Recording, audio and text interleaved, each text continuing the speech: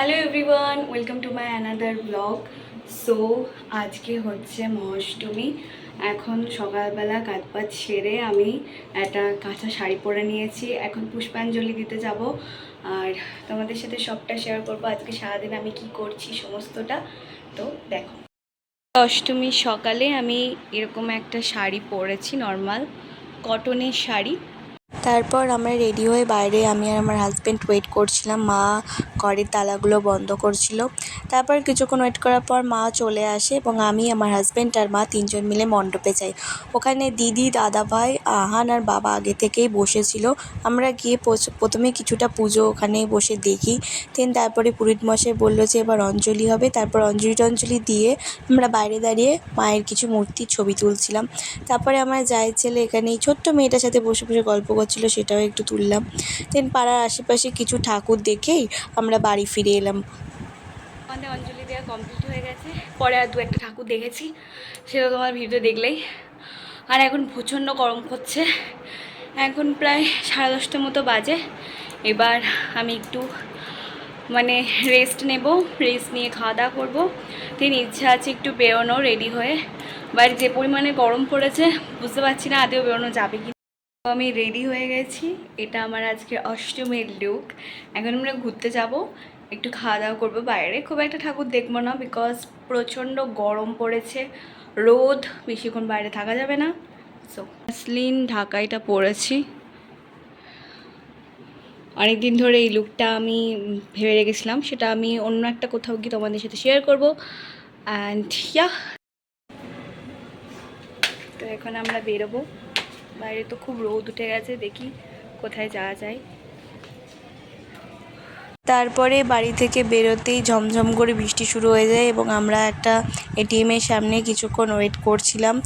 আর তারপর ভালো লাগছিল না, কারণ রেডি হয়ে যদি যাওয়া না হয়। তো এখন বৃষ্টি থেমে গেছে, কিন্তু আমার হাজব্যান্ডের জুতোটা যেহেতু ভিজে গেছে, ও বললো যে চেঞ্জ করে আসবে। তারপর ওখান থেকে বেরিয়ে আমরা মহাজাতি ক্লাবের কাছে এসে একটু দাঁড়াই এবং তারপরেও প্রচণ্ড বৃষ্টি শুরু হয়ে যায়। এতটাই বৃষ্টি হচ্ছিল যে 40 মিনিট 1 ঘন্টা মতো আমরা ওখানেই রয়ে গেছিলাম। তো ওখানে দাঁড়িয়ে দাঁড়িয়ে সবার সাথে গল্প করছিলাম আর আমার দেওরের সাথেও দেখা হয়েছিল, ওর সাথেও কথা বলছিলাম। বৃষ্টিটা একটু ধরাতে আমরা বেরিয়ে গেছিলাম একটা রেস্টুরেন্টে খাওয়া দাওয়া করার জন্য। আমরা ভাবলাম আগে খাওয়া দাওয়াটা করে নেবো, তারপরেই ঘুরবো, না তো খেতে দেরি হয়ে যাবে। প্রায় তখনও 3:30 কি 4টে মতো বাজে। তো তারপরে আমরা গেছিলাম হচ্ছে মৃত্তিকা রেস্টুরেন্টে। আর ওখানে আমাদের কিছুক্ষণ ওয়েট করতে বলা হয়েছিল, সেই জন্য আমরা বেশিক্ষণ ওয়েট করছিলাম না, বিকজ আমাদের ঠাকুর দেখার প্ল্যান ছিল। তাই আমরা ওদের ক্যাফেটেরিয়াটার কাছে গিয়েই বসেছিলাম। ওখানে বসে আমরা আমাদের পছন্দের কিছু খাবার দাবার অর্ডার করে দিয়েছিলাম আর কিছুক্ষণ ওয়েট করছিলাম। আমাদের পছন্দের কিছু খাবার দাবার চলে এসেছিলো, সেগুলোই আমরা দুজন মিলে খাচ্ছিলাম। তারপরেই ভাবছিলাম যে কোথায় যাব। মনে হলো যে নৈহাটি মাছের বাজার ঠাকুরটা দেখে আসি। তারপরে আমরা যাচ্ছিলাম নৈহাটি মাছের বাজার ঠাকুরটা দেখতে। যেতে যেতে দেখলাম আকাশটা কি সুন্দর লাগছে, তোমরাই দেখো, তোমাদের সাথেও সেটা শেয়ার করলাম। তারপরে আমরা ওখানে পৌঁছে যাই। আর এই যে নৈহাটি মাছের বাজার মায়ের ছবি, সত্যি খুব সুন্দর। তারপরে এটা ভেতরের রাস্তা দিয়ে যাচ্ছিলাম, রাস্তাটার অবস্থা ভীষণই খারাপ, যেহেতু জ্যাম এড়াতে আমরা এখানে আসি। তারপরে আমার হাজব্যান্ড একটা জায়গাতে নিয়ে আসে, তো ওখানে দাঁড়িয়ে আমরা কিছুক্ষণ ছবি আর ফটো ক্লিক করি। আর তোমরাই দেখো আকাশটা অপূর্ব লাগছে, আর যেহেতু জলের মধ্যে রিফ্লেক্ট করছে, ভীষণ ভালো লাগছে। ওখানে দাঁড়িয়ে আমরা একটা কোক খাচ্ছিলাম। ওটা খাওয়ার পরেই আমরা ওখান থেকে বেরিয়ে আমরা সোজা চলে যাই বাড়িতে। লাস্ট ওই বলাকার ঠাকুরটা রাস্তায় পড়লো, ওটা দেখে এখনই বাড়ি ফিরলাম। এবার একটু রেস্ট নেব। আজ আর সন্ধ্যেবেলা বেরোনোর ইচ্ছা নেই, ইচ্ছে আছে রাতের দিকে বেরোনো। তো ভাবছি ডিনারটা করে তারপরে বেরোবো। এখন রাস্তাঘাটে দেখলাম খুব একটা ভিড় নেই, যেহেতু বৃষ্টি হয়েছে। তো এখন আর আমার শরীরে এনার্জি নেই, আমাদের কারোরই নেই। তো এখন আর যাবো না, একেবারে রাত্রেবেলায় যাব। তো তোমাদের সাথে সবটা শেয়ার করব। আমি রেডি হয়ে গেছি, এখন আমরা রাত্রেবেলায় বেরোবো। এটা আমার অষ্টমী নাইট লুক। আমি খুব সিম্পল একটা কুর্তা সেট পরেছি, যেটা আমাকে আমার জায়ের বাপের বাড়ি থেকে দিয়েছে। আর আজকে এরকম সিম্পলি একটা লুক করলাম। তো চলো। তারপরে বাড়ি থেকে বেরিয়ে আমরা চলে এসেছিলাম আমাদি পাড়াতে একটা মাঠের ক্লাবের পুজো মণ্ডপে, যেটা আমরা সকালে এসেছিলাম বাট তখন লাইটিং দেখতে পাইনি, তাই আরেকবার ভাবলাম রাত্রেবেলাতেও ঘুরে আসি। আর ওখানে গিয়ে দেখলাম স্বস্তিক চিহ্ন, ত্রিশূল, সরার ওপরে কিছু কাজ করা, এগুলো ব্যবহার করা হয়েছে, বেশ সুন্দর ছিল। লাইটিংটা রেড রেড কালারের ছিল, বেশ সুন্দর ছিল। ওখানে গিয়ে জানতে পারি যে এটা ওম স্বস্তি টাইপের একটা থিম করেছে ওরা। সকালে যেহেতু মূর্তিটা দর্শন করতে পারিনি, পুজো হচ্ছিল বলে, তাই রাত্রেবেলাতে একেবারে ভালোভাবে দেখে নিলাম মাকে। তারপরে আমরা ওখানে দাঁড়িয়ে কিছু ছবি আর ফটো ক্লিক করছিলাম। তারপরে চলে এসেছিলাম মিলননগর ইউথ অ্যাসোসিয়েশন ক্লাবটাতে। তো ওখানে গিয়ে জানতে পারি এবার ওদের থিম হয়েছে রহস্যময়ী মিশর। বাইরে থেকে দেখো কি সুন্দর লাগছে। আর ভিতরে গিয়েও দেখলাম ওখানে মিশরের অনেক প্রতিচ্ছবি তুলে ধরা হয়েছে। তারপরে আমরা গেলাম মায়ের মূর্তি দর্শন করতে। ভিতরে দেখলাম এখানেও খুব সুন্দর সুন্দর মূর্তি রাখা আছে, আর কাজটাও খুব সুন্দর, মানে ভীষণই ভালো। তো এখানে দুটো মমি রাখা ছিল।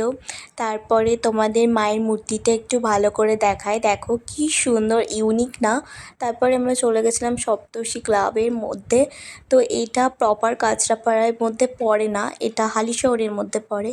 তো এখানে যাই, এখানে থিম বোধহয় গ্রাম্য পরিবেশ, একটু গ্রামের প্রতিচ্ছবি তুলে ধরা হয়েছে, খুবই সুন্দর। তারপরে আমরা আরেকটু কিছু ঘুরে ঘুরে দেখছিলাম, চলে গেছিলাম মায়ের মূর্তিটা দেখার জন্য। আর মায়ের মূর্তিটা দেখো খুব সুন্দর এটাও। তারপরে চলে এসেছিলাম আমরা ত্রিপর্ণতে, যেটা বাগবাড়ে রয়েছে। এটাও প্রপার কাঁচরাপাড়ার মধ্যে পড়ে না, এটাও হালিশহরের মধ্যেই পড়ে। তো এখানে থিমটা আমার ঠিক জানা নেই, তো তোমাদের সাথে একটু শেয়ার করছি। দেখো খুবই সুন্দর গ্রিন গ্রিন টাইপের থিম করা হয়েছে। তো আমি থিমের নামটা জানি না, তো তোমাদের বলতে পারলাম না। সত্যিই খুব খারাপ লাগছে যে তোমাদের থিমের নামটা বলতে পারলাম না। তো এখানেও খুব সুন্দর, মানে ভালোই লাগছে এখানকার ইয়েটাও, থিমটাও। তো তোমাদেরকে এবার আমি মায়ের মূর্তিটা দেখাচ্ছি। মায়ের মূর্তিটা দেখো কি সুন্দর না? মায়ের মূর্তিটা খুবই ভালো লাগছিল। তো এখান থেকে বেরিয়ে আমরা চলে গেছিলাম আর একটা ক্লাবে। ওখানে সামনে আমরা কিছুক্ষণ দাঁড়াচ্ছিলাম, দাঁড়িয়ে একটু মানে ছবি টবি তুলছিলাম। তারপরে চলে গেছিলাম ঠাকুরটা দেখার জন্য। আর এখানে কোনো থিম নেই, নর্মাল ঠাকুর। সো এখানে মোটামুটি ভালোই হয়েছে। প্যান্ডেলটা তোমাদের সাথে একটু শেয়ার করলাম, নর্মাল, খুব একটা বড় করে কিছু থিম হয়নি। তো যাই হোক, এবার তোমাদের মূর্তিটা দেখাই। মূর্তিটা ভালোই হয়েছে, খুব একটা খারাপ না, মোটামুটি ভালোই হয়েছে। তো এখানে আমরা কিছুক্ষণ ওয়েট করছিলাম, মানে আর কোথাও যাইনি, একটু হাওয়া খাচ্ছিলাম। তারপরে আমরা সোজা চলে গেছিলাম হচ্ছে একটু কোল্ড ড্রিঙ্কস খাওয়ার জন্য। চলে এসেছিলাম জোড়া মন্দিরের ঠাকুরটা দেখার জন্য। এটা তো আমাদের বাড়ির একদমই কাছে। তো এখানেও আমরা অনেকক্ষণ ছিলাম, মানে বসেছিলাম অনেকক্ষণ, যেহেতু বাড়ির কাছেই অনেকেই চেনা জানা ছিল, একটু কথা বলছিলাম। তারপরে এখানে আমরা কিছুক্ষণ দাঁড়িয়েই চলে গেছিলাম নবাঙ্কুরের ঠাকুরটা দেখার জন্য। যারা কাঁচরাপাড়ার মধ্যে থাকো কিংবা হালিশহর বা কল্যাণীর মধ্যে থাকো, তারা তো জেনে থাকবে নবাঙ্কুরের ঠাকুরটার যথেষ্ট নাম রয়েছে কাঁচরাপাড়ায়। তো এখানে লাইটিংটা বেশ সুন্দর ছিল।